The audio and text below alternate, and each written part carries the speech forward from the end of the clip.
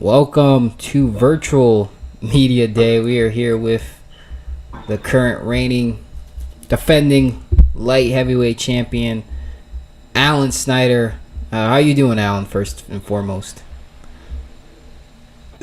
I am doing fantastic. Thank you for having me.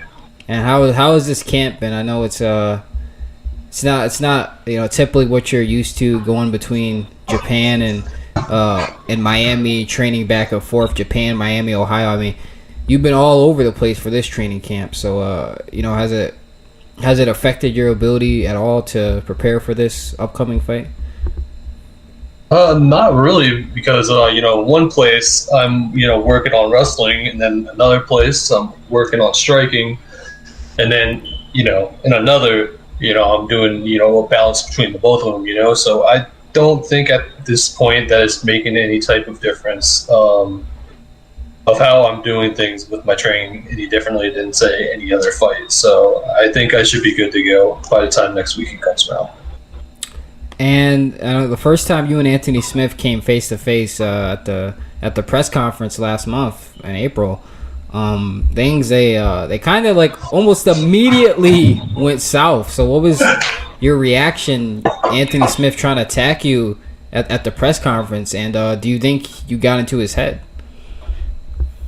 You see, that's my whole thing here. It's like, and ever since I got into the sport of MMA, I've always been playing mind games with my opponents. It's always been a mental downfall before the physical downfall, and it it blows my mind that I just say two words, and Anthony Smith just decides to say, "Oh, hey, fuck you, Alan. I'm gonna beat you to fucking death." And obviously, my game plan is working. And when it comes time for UFC 7, that is going to be when the physical pain is going to start. Because, as much as people say they want to end it in round one, I'm going to give him ample time to think about his life choices. I want to make his pain and suffering slow. And that is what I intend on doing at UFC 7. So, if he wants to bitch and moan about two words that I said, that's him. I did my job. So, all that there is now is to shut up and fight, and that's what we're about to do.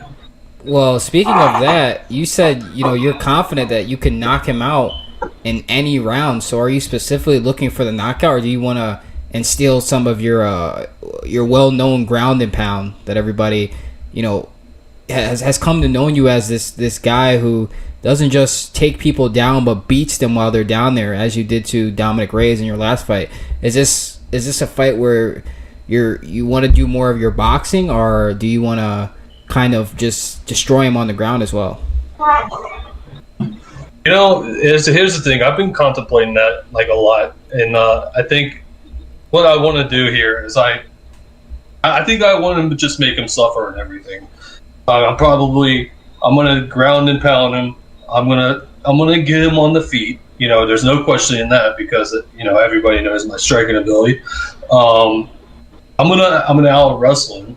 That's also a known fact, and I'm known to out wrestle almost everybody that I get into the octagon with.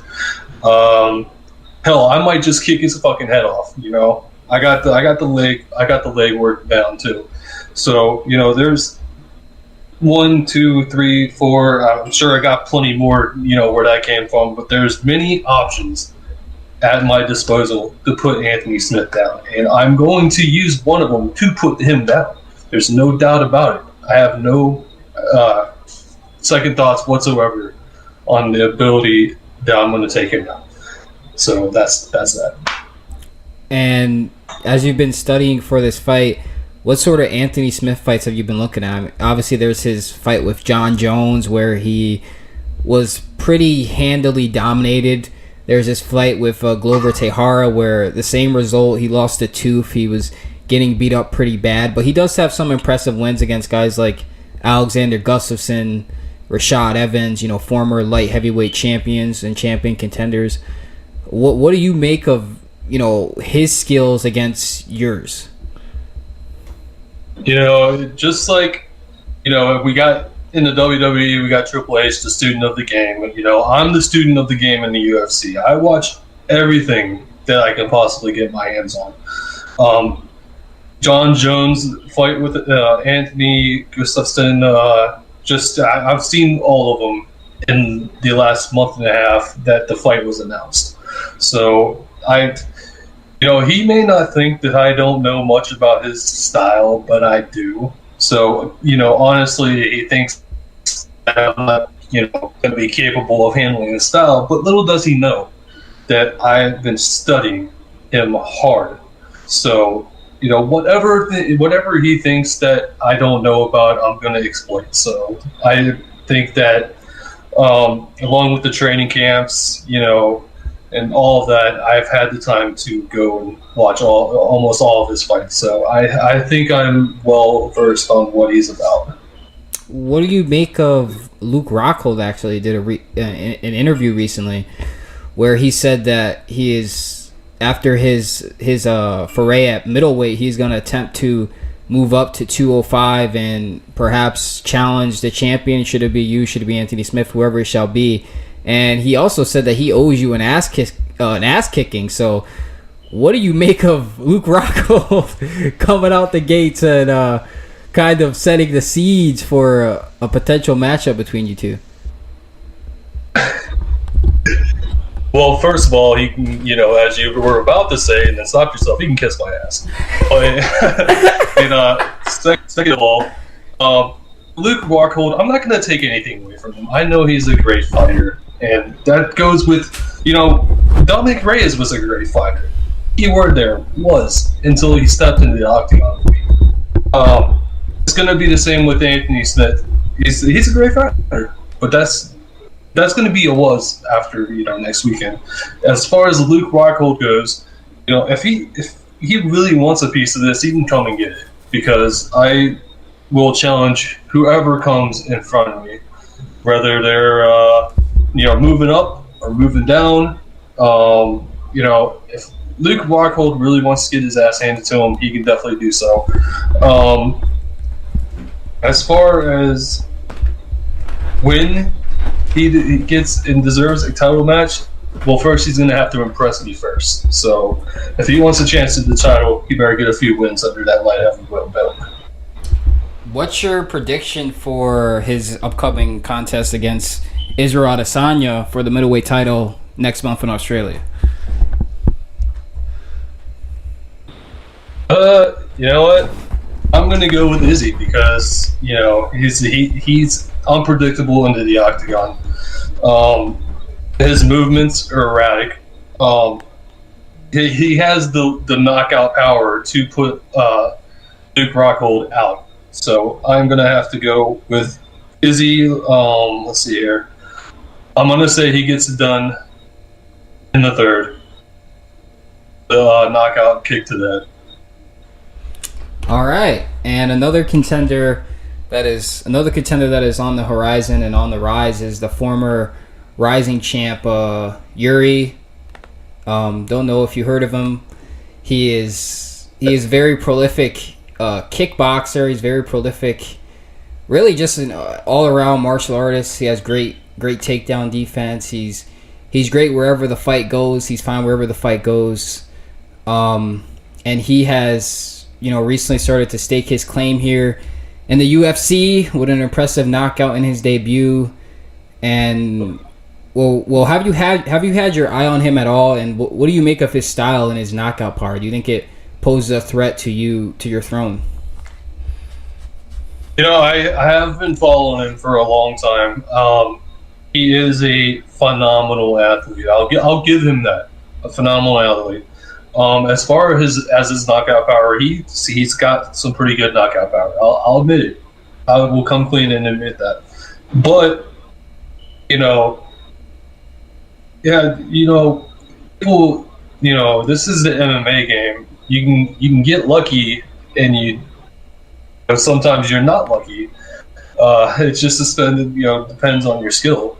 So as far as a threat to me, all it takes from me, if he really wants to have a piece, all it takes is one clean shot for me to put him out. So, not like I said, I'm not taking away from his abilities because like I said, any given fight night, you're either unlucky with your skill or you're lucky with your skill. It just depends, on the circumstances.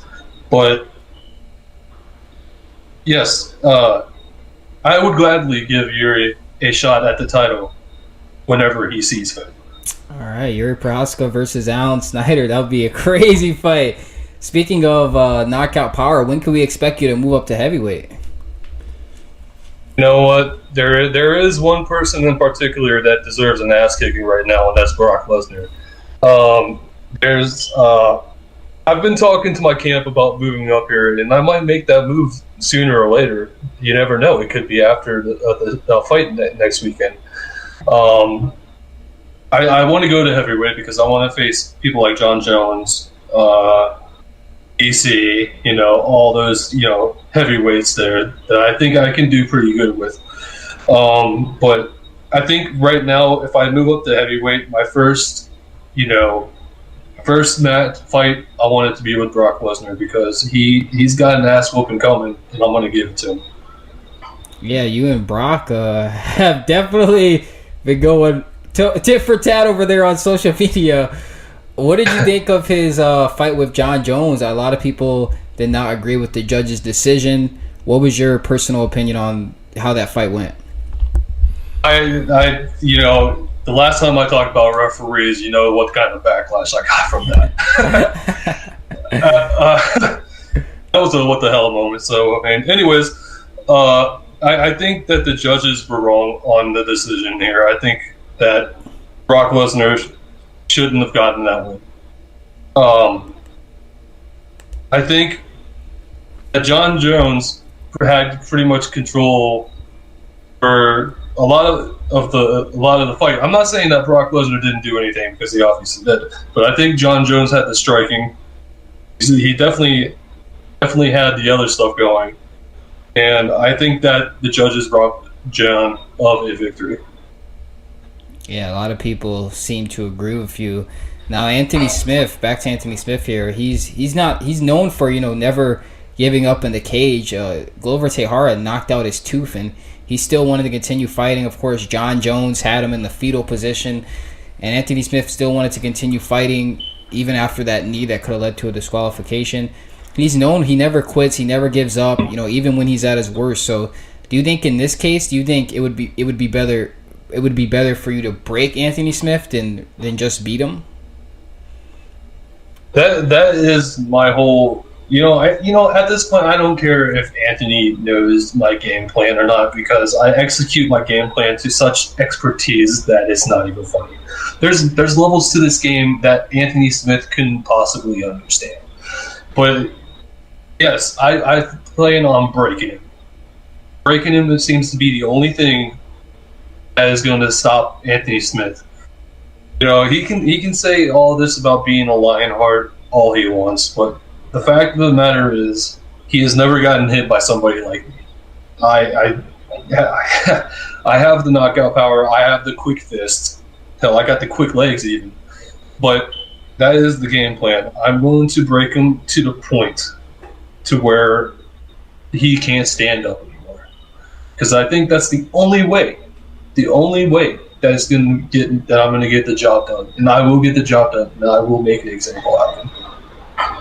All right, ladies and gentlemen, that will conclude the virtual media day. Thank you, Alan, for joining us. If there's anything else you have to get off your chest, now would be the time to do so. I told Dominick Reyes his soul wasn't going to leave Canada. Well, I promise you, Anthony Smith, your soul is not going to leave UFC 7. That is a guarantee. I promise you that. There you have it. The Sandman will compete Sunday at UFC 7 in the co-main event with the light heavyweight championship on the line against Anthony Lionheart Smith. Make sure you don't miss it. It is a highly anticipated light heavyweight bout as Alan looks to continue his reign over the division, the growing division, and we can expect a great fight regardless of the outcome.